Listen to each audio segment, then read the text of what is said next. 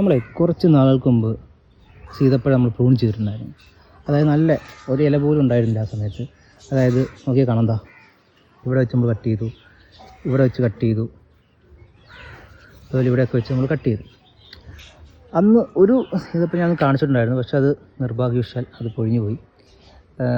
മഴയൊക്കെ കൊണ്ടായിരിക്കാം, കുഴപ്പമില്ല. അപ്പം പറഞ്ഞു വന്നത്, നമ്മൾ സമയത്ത് പ്രൂൺ ചെയ്ത് കഴിഞ്ഞാൽ ഉള്ള ഗുണങ്ങളാണ് ഈ കാണുന്നത്. ആണോ, നിറച്ച് പുതിയ ലീവ്സ് അല്ലെങ്കിൽ പുതിയ ബഡൊക്കെ വന്ന് പുതിയ ശിഖരങ്ങൾ വന്നു തുടങ്ങി. ഈ സീതപ്പഴത്തിന് പുതിയ ശിഖരങ്ങളിലാണ് ഫ്ലവർ ഉണ്ടാവുള്ളൂ. ഒരിക്കലും പഴയ കമ്പിൽ ഫ്ലവർ ഉണ്ടാവില്ല. പുതിയ ബഡ് സ്റ്റാർട്ട് ചെയ്ത് പുതിയ ശിഖരം എപ്പോൾ തുടങ്ങുന്നോ അവിടെ ഫ്ലവർ ഉണ്ടാവും. കാണിച്ചു തരാം, നോക്കിക്കോ. ഈ കാണുന്ന ഞാൻ ഇവിടെ വെച്ച് കട്ട് ചെയ്ത് ഭാഗം കണ്ടോ, ഞാൻ ഇവിടെ വെച്ച് കട്ട് ചെയ്ത് കഴിഞ്ഞ് നേരെ കണ്ടോ അടുത്ത ശിഖരങ്ങൾ വന്നു. അത് അതിലൊരു ഫ്ലവറുണ്ട്, വിരിഞ്ഞിട്ടില്ല, ഫ്ലവർ വന്നു തുടങ്ങി. കണ്ടോ, ഇവിടെ ഫ്ലവർ ഉണ്ട്. അതുപോലെ ഈ കാണുന്നുണ്ടോ അടുത്ത ഫ്ലവർ കണ്ടോ, അടുത്ത് കട്ട് സ്ഥലത്ത് അടുത്ത ഫ്ലവർ വന്നു. അതുപോലെ തന്നെ ഇതൊക്കെ നമ്മളിവിടെ കട്ട് ചെയ്തതാണ്, നോക്കിയാൽ കാണാം. ഇതൊക്കെ നമ്മൾ കട്ട് ചെയ്തെന്ന് ഒഴിവാക്കിയ സാധനങ്ങളാണ്. ഇവിടെയൊക്കെ കണ്ടോ അടുത്ത ഫ്ലവർ വന്നിട്ടുണ്ട്, കണ്ടല്ലോ, എല്ലാ ഫ്ലവർ വന്നു. അതുപോലെ ഇവിടെ നമ്മളൊന്ന് കട്ട് ചെയ്ത് ശിഖരമാണ്, അവിടെ നിന്ന് മുട്ട് അടുത്ത ഫ്ലവർ വന്നു. നോക്കി കാണാം, എല്ലായിടത്തും നമ്മൾ എവിടെയൊക്കെ കട്ട് ചെയ്തിട്ടുണ്ടോ അവിടെയൊക്കെ ഫ്ലവർ വന്നിട്ടുണ്ട്. അതുപോലെ തന്നെ നമ്മൾ ഇല പ്രൂൺ ചെയ്യാം. ഈ കാണുന്ന ശിഖരം ഇലയെല്ലാം ഞാൻ പ്രൂൺ ചെയ്ത് കളഞ്ഞാണ്. ഉണ്ട്, അവിടെയൊക്കെ പുതിയ ശിഖരങ്ങൾ വന്നിട്ടുണ്ട്. അതിൽ ഫ്ലവർ വന്നിട്ടില്ല, പക്ഷേ ശിഖരങ്ങളായിട്ടുണ്ട്. അത് അടുത്ത കുറച്ച് കഴിയുമ്പോൾ ഫ്ലവർ വരും.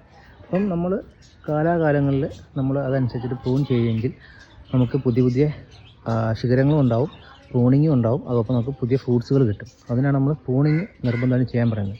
ഈ കാണുന്നതൊക്കെ നോക്കി, ഇവിടെയൊക്കെ നമ്മൾ കട്ട് ചെയ്ത് ഒഴിവാക്കിയതാണോ, ഇവിടെയൊക്കെ ഫ്ലവർ വന്ന് തുടങ്ങിയിട്ടുണ്ട്. നോക്കിയാൽ കാണാം, കണ്ടോ, ഇവിടെയൊക്കെ ഫ്ലവർ വന്ന് തുടങ്ങി, കണ്ടോ,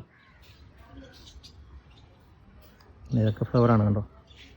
അപ്പം ഇതാണ് നമ്മൾ പ്രൂൺ ചെയ്യുന്നതിൻ്റെ ഗുണം. കണ്ടോ, ഈ ഒരു നമ്മൾ പ്രൂൺ ചെയ്തിട്ട് വളരെ ഒരു മാസത്തിൻ്റെ അടുത്തായിട്ടുള്ളൂ.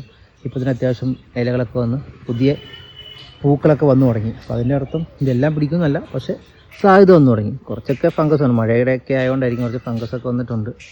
അപ്പോൾ ഞാൻ കഴിഞ്ഞ ദിവസമൊക്കെ COCയും ഒക്കെ അടിച്ചു കൊടുത്തിട്ടുണ്ട്. അതാണ് ഈ കാണുന്ന ഈ ബ്ലൂ കളർ കാണുന്നതൊക്കെ COC അടിച്ചു കൊടുത്താണ്.